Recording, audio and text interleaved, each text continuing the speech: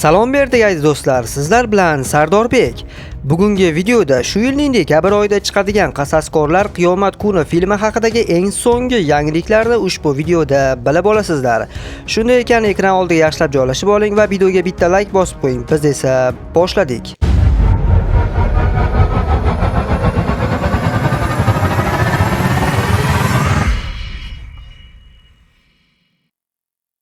Xabaringiz bor, Qasaskorlar Qiyomat kuni filmi rasman 2026-yil 18-dekabrda kinoteatrlarda namoyish etiladi. Garchi film premyerasiga 5 oy qolgan bo'lsa-da, allaqachon global tarmoqda film haqidagi spoilerlar, syujetlar tarqalib ketgan. Filmning to'liq treyleri 2026-yil 25-iyulda San-Diegodagi Comic-Con xalqaro festivalida namoyish etilishi kutilmoqda.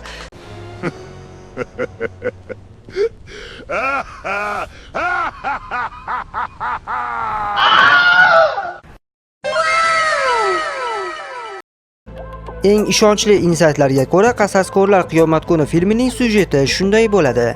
Film Qasaskorlar final filmiga ulanib ketadi va bizga unda Kapitan Amerikaning cheksizlik toshlarini ortga qanday qaytarganini ko'rsatishadi. Xabaringiz bor, Qasaskorlar final filmida Kapitan Amerika toshlar bilan toshlarni ortga qaytarish uchun ketgandi. Keyinchalik esa unda nimalar bo'lishi ko'rsatilmagandi. Aynan bizga Qiyomat kuni filmida shuni ko'rsatishadi.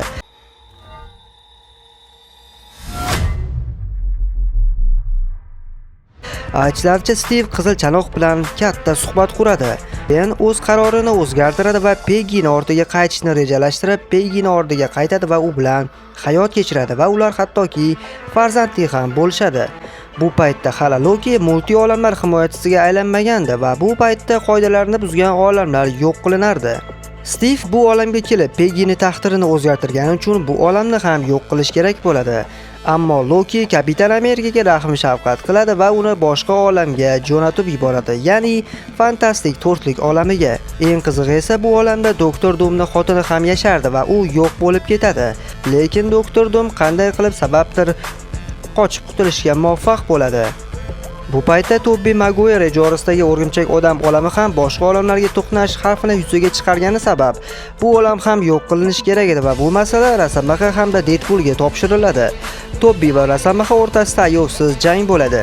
Deadpool esa paytdan foydalanib qurilmadi, ya'ni antimateriya qurilmasini aktivlashtiradi va o'zi TVA kartasi orqali qochib qoladi. Natijada olam yo'q bo'lib ketadi. Rosamaxa va o'rgimchak odamga nima bo'lishi esa aniq emas. Fantastik to'rtlik olamida esa Doom biz Fantastik to'rtlik filmi titrlaridan keyin ko'rgan sahnamizda bolani o'g'irlashga emas, balki Ritni oldiga kelgan bo'ladi. U Reed Richardsga olamlar to'qnashishi mumkin ekanligi va bu olamda begona olamdan bo'lgan odam bo'lishi mumkin ekanligi haqida aytadi va undan tekshirib ko'rishni so'raydi. Reed izlanishlar natijasida Steve va Peggini topishadi. Natijada ularning oldiga borib, Fantastik to'rtlik, Doom va Steve asosiy olamga kemada yo'l olishadi va ular yo'lda Thorni ham qo'shib olishadi. Shu tariqa bizning voqealari boshlanadi. Keyinchalik Doom xabarlariga qaraganda aslida maqsadi olamlarni yo'q qilib, biz komiksda ko'rgan Battle World, ya'ni janglar olami degan yagona olamni yaratmoqchi ekanligi. Buning sababi esa xotinini qaytarish ekanligi ma'lum bo'ladi. Ha, bitta ayol kishi sabab butun olamni yo'q qilishga ham tayyor bo'ladi Doom. Keyinchalik X odamlar va Qasaskorlar o'rtasida jang bo'ladi.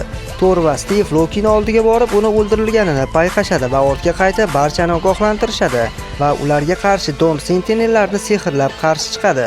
Thor bor qudrati bilan Doomga qarshi chiqadi, ammo mag'lub bo'ladi. Xabarlarga qaraganda Thor keyinchalik otasidan yordam so'raydi va Odin Force kuchiga ega bo'ladi va barcha Asgardlik jangchilarni chaqiradi. Shu qatorida original Thanos tomonidan o'ldirilgan Loki ham qaytadi. Shunda La Ferrada final jangi bo'lib o'tadi va unda Valkyria va barcha Asgard jangchilari qatnashadi. Filmda Steve Rogers yana maydalanib qayta yig'ilgan Mjolnirga munosib bo'ladi. Ammo filmda eng epik jang shubhasiz Magneto hamda Doktor Doom o'rtasida bo'lishi kutilmoqda. Insaytlarga ko'ra, filmda Magneto halok bo'ladi va Doktor Doom tomonidan Doktor Strange va uni yangi jazmani Clea ham bo'lishi kutilmoqda. Insaytlarga ko'ra, filmda biz Momaqaldiroqlar filmida ko'rgan Sentry personaji Yelena yordamida o'z kuchini ozod qiladi va ikkita olamni to'qnashishdan asrab qoladi, lekin o'zi halok bo'ladi. Bundan tashqari filmda Kumus Surfer va Thanos ham bo'lishi mumkin. Ammo xabarlarga qaraganda film oxirida Doktor Doom Franklin va Lokining kuchi yordamida o'z qobiliyatini ishlatadi va olamlarni yo'q qilib yuboradi va yagona olamni, ya'ni Baldur Worldni yaratadi. Natijada hamma personajlardan qaytadan yangi hayot orqali tug'ilishadi. Ular oldin nima bo'lganini eslay olishmasdi. Lekin xabarlarga qaraganda Loki serialida ko'rsatilgan tashlandiq olam saqlanib qoladi va u yerda oldingi voqealarni eslab qolganlar yo'l qidirishadi. Natijada Maxfiy urushlar filmiga yo'l ochiladi. Maxfiy urushlar filmi esa 2027-yil dekabr oyida bo'lib o'tadi. Mana hozirgi kungacha bizga ma'lum bo'lgan barcha insaytlar, syujetni taxminiy sizdirilgan ma'lumotlar bilan tanishtirib o'tdim. Siz bu filmdan nimalarni kutyapsiz? Albatta o'z fikrlaringizni izohlarda yozib qoldiring. Mana bugungi videomiz shulardan iborat edi. Agar videomiz yoqqan bo'lsa, videoga bitta like bosib, kanalga obuna bo'lib qo'ying. Bu bilan siz kanal rivojiga katta hissa qo'shgan bo'lasiz. Sizlar bilan Sardor bo'ldi.